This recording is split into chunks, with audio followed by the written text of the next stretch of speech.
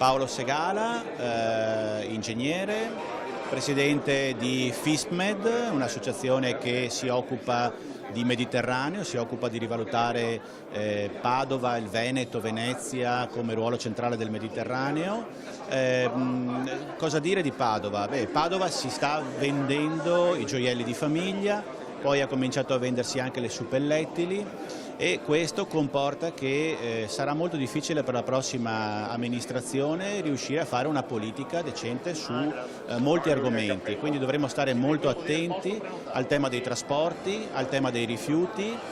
Dobbiamo cercare di non essere succubi come la Regione lo è nel caso per esempio dei servizi ferroviari. Noi avremo un problema di questo tipo, avremo un problema di dover semplicemente pagare dei servizi che non possiamo pianificare e invece dobbiamo proprio cercare di migliorare la città da questo punto di vista, dal punto di vista dei servizi e dei trasporti.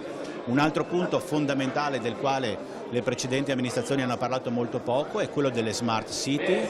È necessario partire con delle start-up, con una logica completamente diversa di fare impresa per cercare di rivitalizzare tutta la zona industriale che in questo momento sta perdendo colpi ed è in una situazione drammatica che vale la pena assolutamente di sottolineare. Questi sono alcuni dei punti che noi cerchiamo oggi di portare come contributo in questa giornata, in questa maratona.